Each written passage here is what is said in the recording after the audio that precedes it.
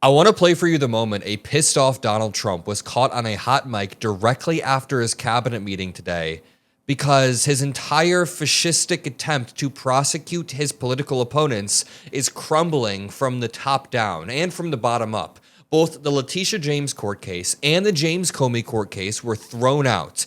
The same day, Alina Habba and Lindsay Halligan were both found to have been unlawfully appointed to their positions, and just today, Alina Habba was forced to resign. Just to break this all down, and the stakes of this, MAGA lawyer Alina Habba has been forced to resign as New Jersey's top prosecutor after an appeals court found she was serving in her position unlawfully. In another blow for Donald Trump's DOJ, the president's former personal attorney announced on Monday she had stepped down from her role as acting U.S. attorney for the district, suggesting she was a victim of the, quote, politicized left. This caused an immediate meltdown from Donald Trump, just yelling about this. Okay, what else? Yeah, Alina Habba says she's stepping down as U.S. Attorney for the District of New Jersey after the courts disqualified her. Do you have any comment on that? Well, she's not disqualified. You've got a blue slip thing that's horrible.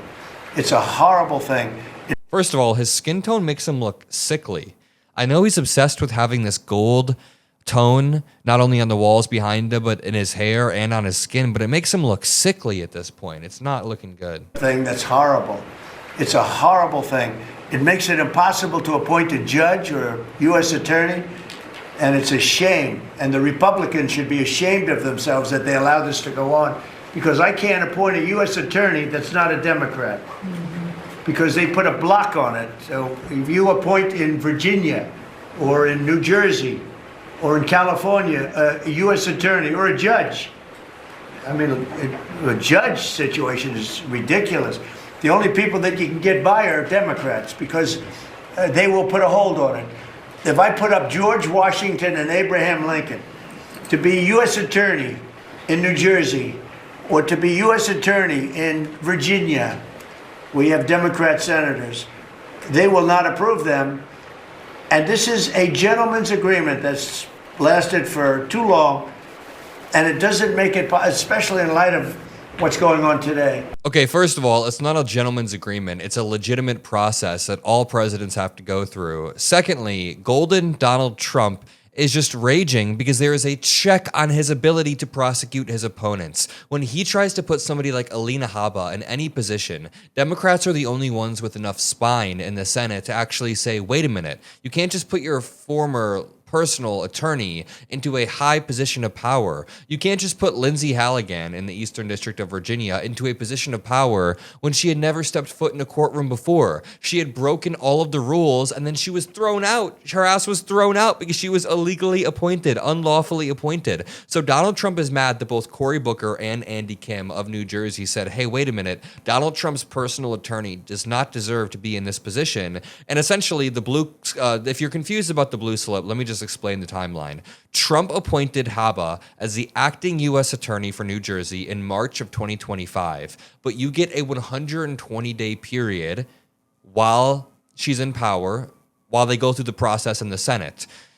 He had nominated her for the permanent post, but her nomination failed to get the support needed in the Senate. So after the 120-day interim term expired, her appointment was done for. It was done for. Now, the administration then tried to reinstall Habba via weird DOJ maneuvers that are illegal and slimy, and the court said, you can't do this. The 120 days are up. We have to appoint a court-appointed career prosecutor who actually knows what they're doing, and that is what Trump is explaining. That's what he's mad about. He doesn't even fully understand the process because the blue slips aren't fully involved, but they kind of are. He's just pissed off overall. Everybody, as the holidays are coming up, I've been trying to get better and better at cooking, and I'm not bad, but something that really helped level up my game was HexClad. Let me introduce you to HexClad's hybrid stainless steel design that essentially gives you the perfect sear for non-stick, dishwasher-safe, metal utensil-safe cooking. They look sexy on the stove, as they say, and I highly recommend them, genuinely. As the holidays are getting closer, you can get a solid deal on the 12-piece cookware sets that handle everything from breakfast to full holiday feasts, all backed by a lifetime warranty. So you're not just buying cookware, you're making an investment into decades of dinners and breakfasts and memories. So this season, don't just shop for gifts. Give the upgrade every kitchen deserves. Visit hexclad.com. Click the link in the top of the description below and cook like a pro all holiday long. That is hexclad.com.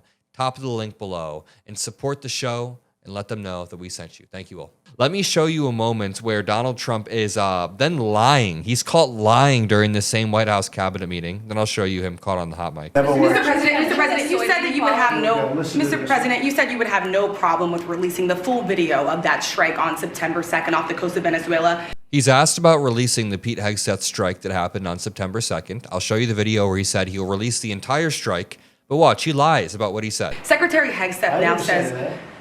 You said that. I didn't say that. This is ABC fake news. You said that you would have no problem releasing the full bit. Okay, well, Secretary Hegseth... No, whatever Hegseth wants to do is okay with me. He now says it's under review. Are you ordering the Secretary to release that full video? Whatever he decides is okay with me. So every boat we knock out of the water, every boat, we save 25,000 American lives. That was a boat loaded up with drugs. I saw the video. That's a fake number. Even if we granted that number, if every boat saves 25,000 American lives, Donald Trump pardoning the former Honduran president who trafficked 500 kilos of cocaine into the United States, I believe costs about 4.5 million United States lives. But when he gaslights that reporter and claims he never said that about the strikes and the footage, listen to what he said. I've never heard of it. Very good. We never heard of it. That's pretty good. Mr. President, you released video of that first boat strike on September 2nd, but not the second video. Will you release video of that strike so that the American people can see for themselves what happened? I don't know what they have, but whatever they have, we'd certainly release. No Whatever they have, we'd certainly release. problem. You know, we stopped every boat we knock out, we save 25,000. And then he uses the same talking point. This guy is like ChatGPT, just the same salesman talking points over and over and over. Jesus Christ, look at this guy's skin tone. It's so incredibly bad today. But check this out. Former Trump attorney Alina Habba resigns as top federal prosecutor in New Jersey. This is what had Trump pissed off. Habba said in a statement posted on social media on Monday that she was not quitting in the face of legal challenges, but instead resigning to, quote, protect the stability and integrity of the U.S. Attorney's Office. Okay, Alina Habba.